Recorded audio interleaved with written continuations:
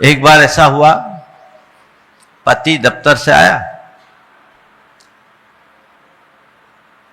और आकर के कहा जल्दी खाना घाल, भूख लग रही। खाना घाल, भूख लग रही। पत्नी ने कहा आए हो, बैठो 10 मिनट रुको, थाली लगा रही। बोले मेरे पास इतना सब्र नहीं है, मुझे बहुत जोर से भूख लग रही है, तो अगर नहीं निकाल सकती 10 मिनट लगते तो मैं रेस्टोरेंट में जाके खा ली। पत्नी ने कहा कोई बात नहीं, 5 मिनट रुको, मैं भी कपड़े चेंज करके आ रही हूं। तुम चलो तो मैं भी चलता। ये क्या है? तुरंत तुरंत तुरंत तुरंत तुरंत लोगों की ये दशा होती है। और प्राय ये अधीरता कई तरह की उलझने उत्पन्न करती है।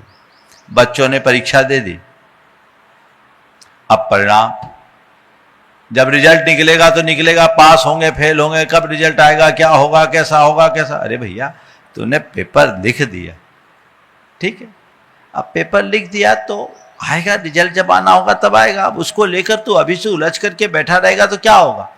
तुमने अपना चलना शुरू किया, तुम एक सही दिशा में चल रहे हो, विकास की गति है, लेकिन हमको तुरंत चाहिए, तुरंत चाहिए। ऐसा करने से काम होगा क्या? एक आदमी ने अपना व्यापार शुरू किया, शुरुआत में धंधा बहुत अच्छा चला, और धंधा चला तो जो उसकी अपेक्षा थी उससे कहीं ज़्यादा अच्छा चला। उसने अपना कैलकुलेशन बना लिया, और ये कैलकुलेशन बनाया कि मेरा अगले साल इतना टर्नओवर होना चाहिए, और उस टर्नओवर के हिसाब से हर महीने का उसने एक हिसाब लगा लिया कि महीने का टर्नओवर इतना तो साल का टर्नओवर इतना होगा। अब वो लग गया कि इतना टर्नओवर चाहिए, टर्नओवर चाहिए, टर्नओवर चाहिए। तो ऐसा कोई चीज़ें ऐसी तो नहीं कि मशीन में एक बार हमने चीज़ें डाल दी तो सब चीज़ें हो जाए। अब वो परेशान, मेरा व्यापार नहीं चल रहा, डिप्रेशन में आ गया।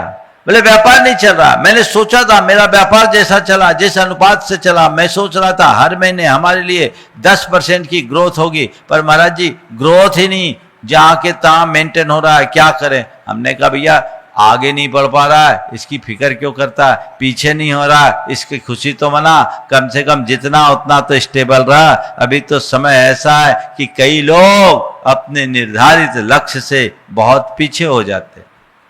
सोच जब तक सही नहीं हो, मन में अधीरता होगी तो वह आपकी सोच कभी अच्छी बनने ही नहीं देगी। धैर्य होगा, सब काम होगा।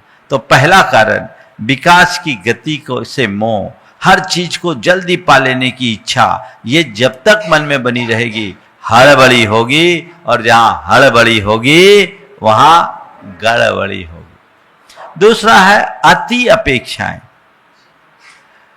हमारे मन में अपेक्षाएं बढ़ जाती है, और जब अपेक्षा समय से अधिक हो जाती है धैर्य टूटता। हमने कोई चीज के लिए सोचा ये काम इतने समय तक हमको कर लेना है, अब नहीं।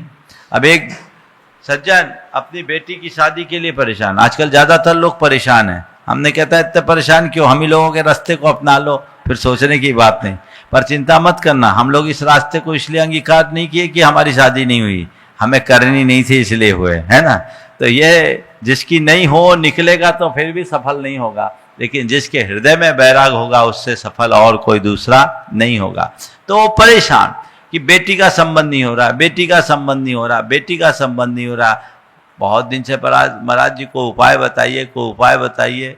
हमने बोला क्यों परेशान हो रहे?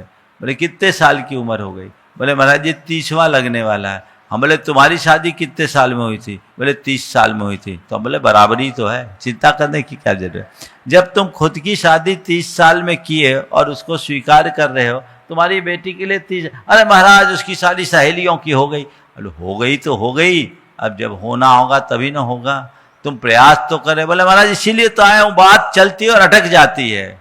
बोले जब होना होगा तभी होगा। तुम दूसरों के साथ अपनी अपेक्षाएं मत जोड़ो, इन सब चीजों को समय के हिसाब से स्वीकार करोगे तो तुम्हारे अंदर की अधीरता समाप्त हो जाएगी। तो जब हम अति अपेक्षाएं अपने मन में जगा लेते हैं तो अधीर हो उठते हैं। और तीसरा कारण है भय और असुरक्षा का भाव।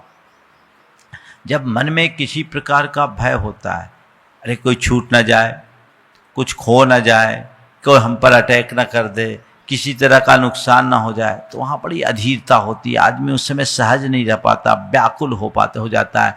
तो ये जो चीज़ें हैं वो हमारे मन को अंतरंग से तोड़ देती है, कमज़ोर बना देती है, तो हम अधीर हो जाते हैं। और चौथा कारण है अविवेक।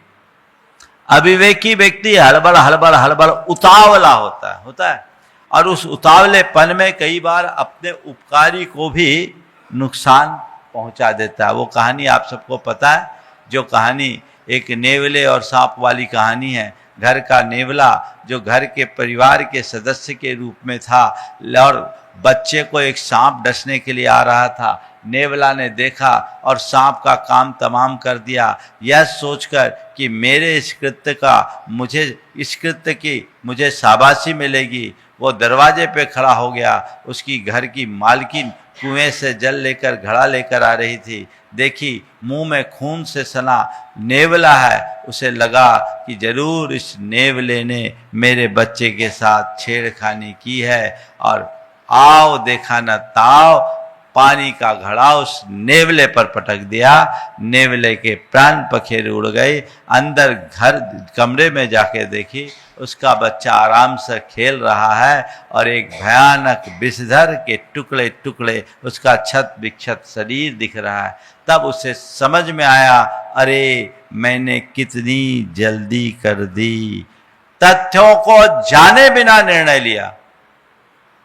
काश मैंने सोच समझकर काम किया होता। ये नेवला कितना उपकारी, मेरे परिवार के सदस्य की तरह रह रहा था और मेरे बच्चे की जान आज उसने बचाई। पर मैंने अपने अविवेक से प्रेरित होकर थोड़ी सी हड़बड़ी की और ये हो गया। आप अपने अनुभवों को ध्यान रखें।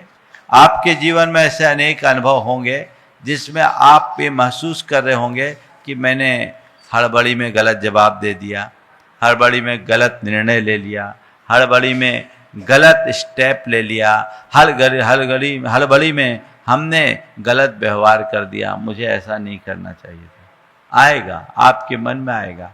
अगर व्यक्ति विवेकी होगा तो कोई जल्दी नहीं करता। वो हर बात को बड़े इत्मीनान से करता है, सोच समझ कर करता है। तो दोस्तों, अगर आपको मेरी वीडियो अच्छी लगती है तो प्लीज़ मेरे चैनल को लाइक, शेयर, सब्सक्राइब करिए और इसी तरह से अपना प्यार देते रहिए। धन्यवाद।